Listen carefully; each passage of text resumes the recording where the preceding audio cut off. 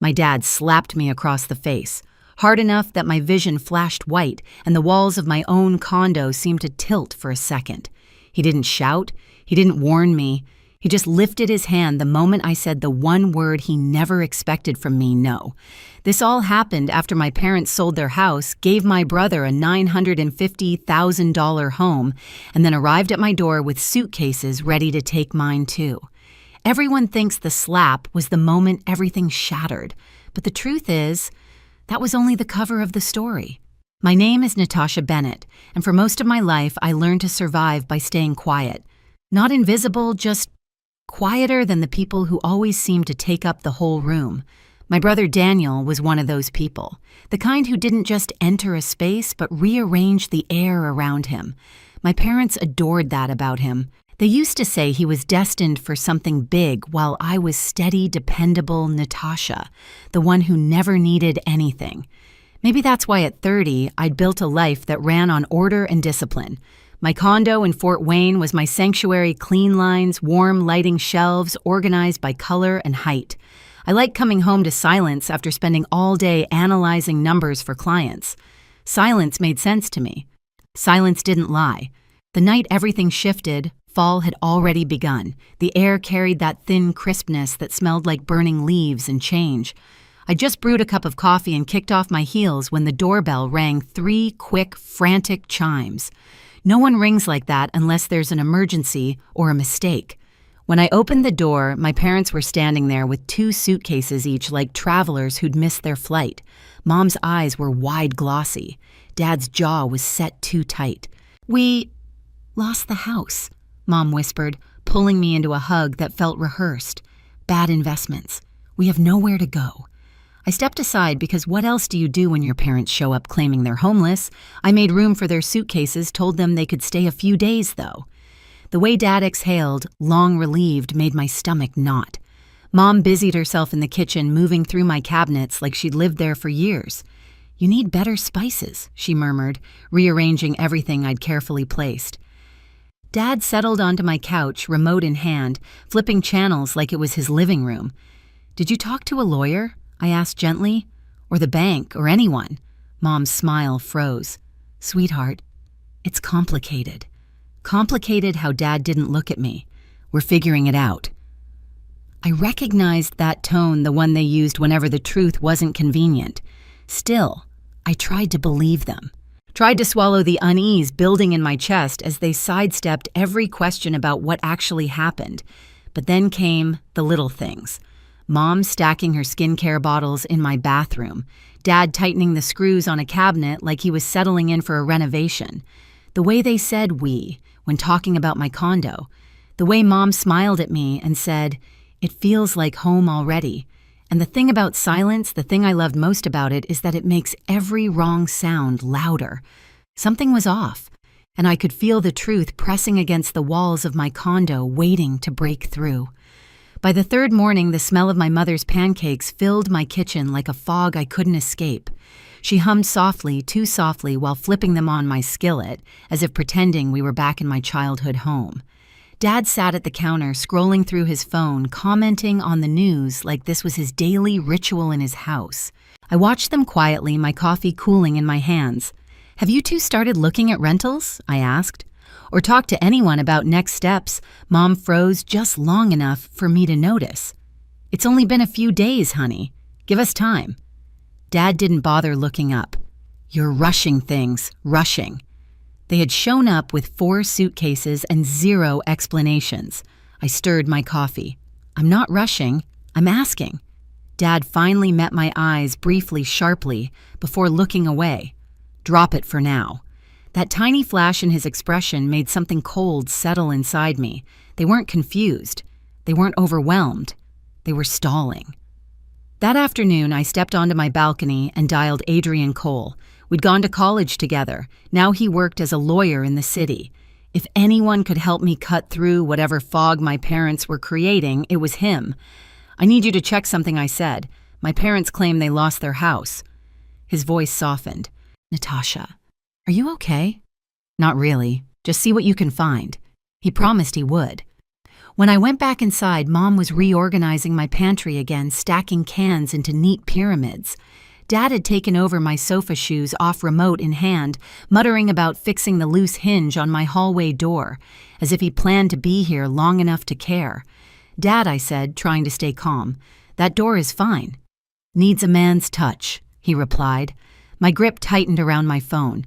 That night, I lay awake, staring at the ceiling, listening to the unfamiliar sounds of 2 extra people breathing in my condo. Every instinct in me screamed that I didn't have the full story. The next day, Adrian called. His tone told me everything before his words did. "Natasha, your parents didn't lose their house." My heart dropped. "What do you mean? I mean they sold it. Voluntarily." I pressed a hand to my chest. "Sold? Why?" There was a cash transfer. The buyer wired the full amount, $950,000 straight, into an account connected to a property under Daniel's name. I stared at my balcony railing, the metal suddenly cold against my palm. My parents sold their house and gave my brother a $950,000 home, I'm afraid so. Silence stretched between us, punctured only by the sound of my own breathing. Adrian continued, "They didn't lose anything, Natasha. They made a choice. And now they're at your place because they don't have one anymore." I closed my eyes. The truth slammed into me so hard it stole the air from my lungs. Of course. Daniel, the golden child, needed a boost, so they handed him their entire life savings. Not a loan, not a discussion. A house. Almost $1 million. And then they came to my door, spinning a story about bad investments, expecting me to carry what they'd handed away. I walked back inside, feeling like a stranger in my own home. Mom was at the kitchen table, sorting through what looked like her skincare collection. Dad had taken apart my hallway door screwdriver in hand. They looked comfortable. Too comfortable. Like this was their home now. "Natasha," Mom asked, smiling softly, "You okay?" I stared at them, really stared, seeing the truth beneath every gentle lie. They hadn't come here because they needed me. They'd come here because they expected me to be the backup plan, their safety net, their second home. Something in me shifted, slowly, carefully, irrevocably, and that's when I knew the confrontation was no longer optional. It was coming, and it was going to hurt.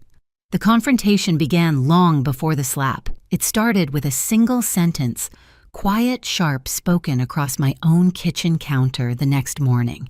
"You two need to start looking for another place." I said it gently at first, almost apologetically, like I owed them softness after everything they'd done. Mom blinked up at me from her coffee mug. Dad stopped fiddling with the cabinet hinge. "What do you mean?" Mom asked, voice small. "I mean, you can't stay here long term. You sold your house. You made a choice. This can't be your backup plan."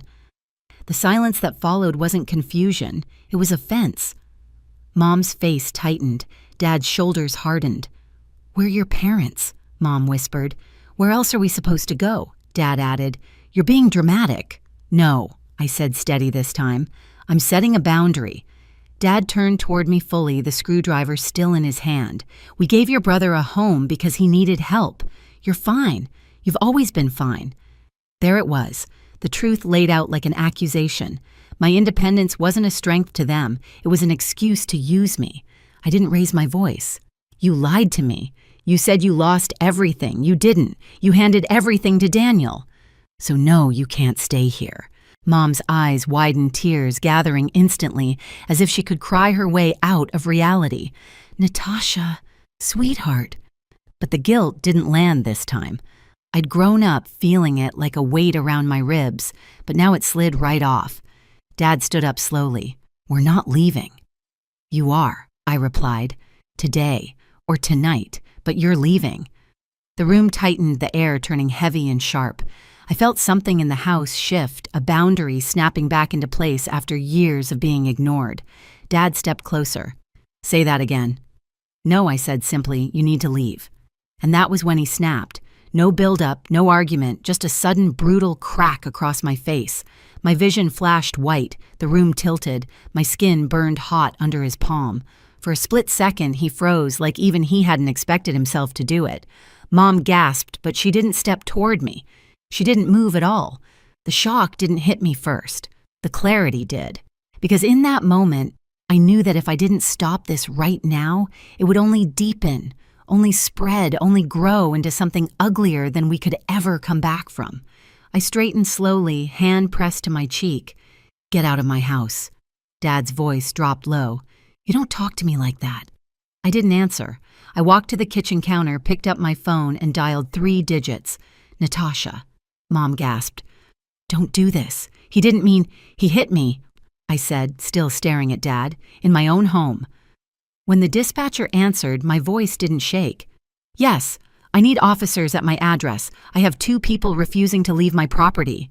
Dad's jaw twitched, but he didn't move toward me again. Mom started crying loudly, desperately, but even her sobs felt like another performance, another way to shift blame back onto me. Mr. Crawford, my neighbor, knocked on the open door. "Is everything okay?" "No," I said, "but it will be." When the officers arrived, the room changed instantly. Dad tried to argue, but he had no legal ground. Mom pled with them, wiping her tears, insisting they were victims in all of this. But the officers only looked toward me. "Do you want them removed from the property?" "Yes," I said. "I do." Minutes later, they were gathering their suitcases, the same ones they dragged in with false stories and half-truths. And as they walked out of my condo, escorted by law enforcement, something inside me finally fully clicked into place. This wasn't collapse. This was the beginning. My beginning. The night my parents were escorted out of my condo didn't end anything. It only shifted the battlefield. In the days that followed, the silence in my home felt different, cleaner, safer. But underneath it, something else buzzed.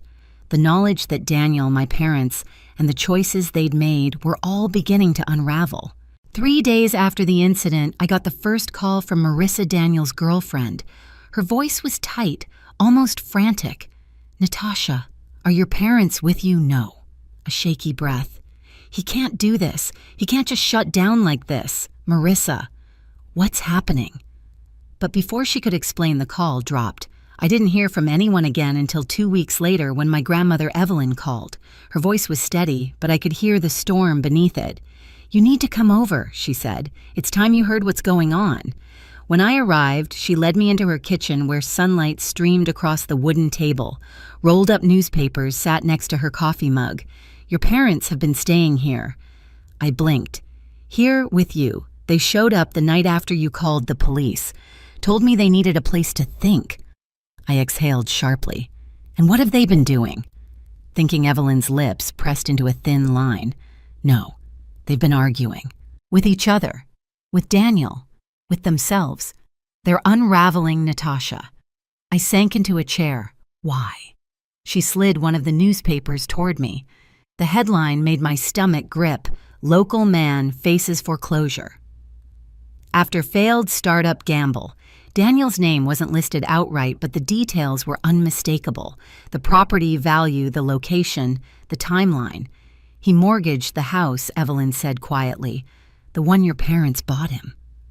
I felt the air tighten. Mortgaged. How much? Almost all of it. My breath caught. "And the investment gone," she said. "Lost in a month.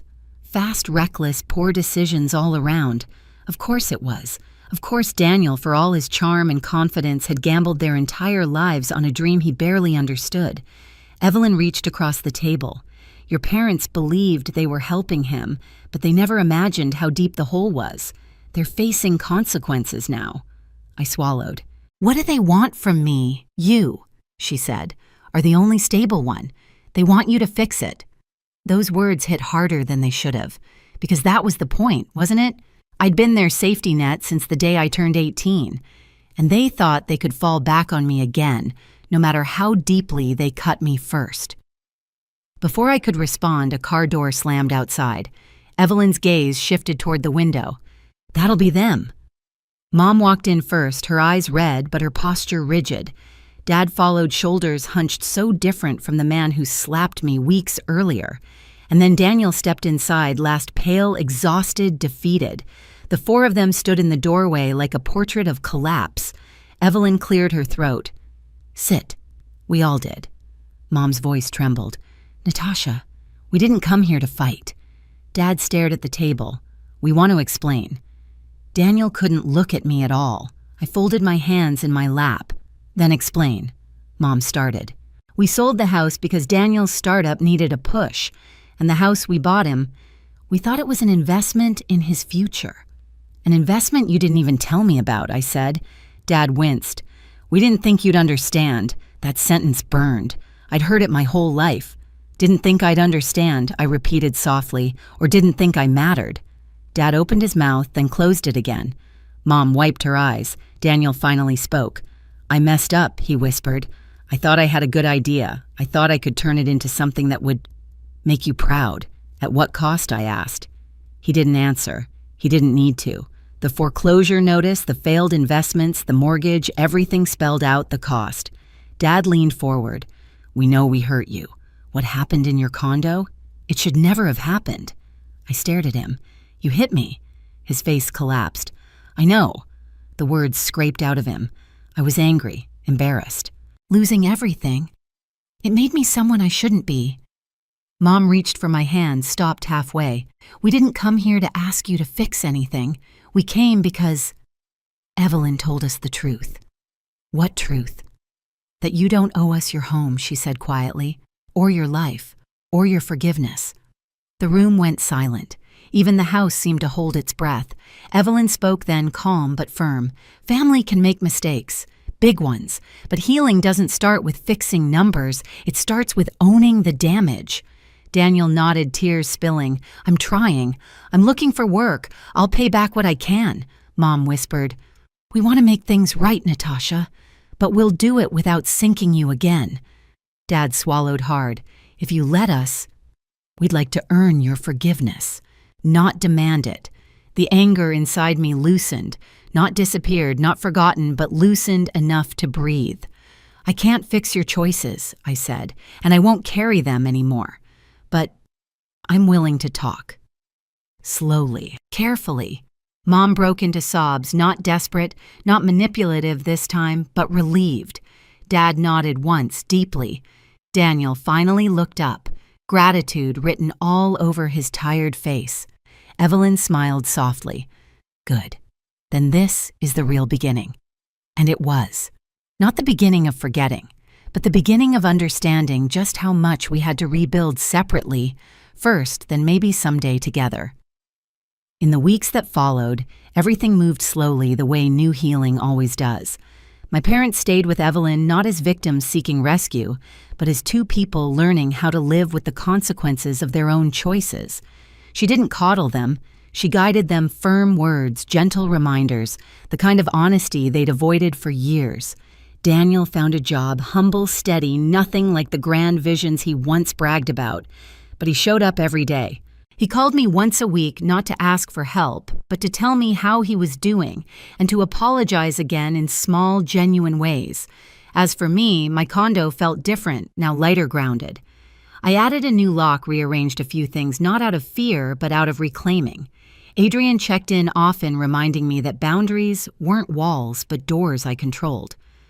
One quiet Saturday, I visited Evelyn. My parents were in the yard, raking leaves, working side by side. They looked up when they saw me. Not guilty, not demanding, just hopeful.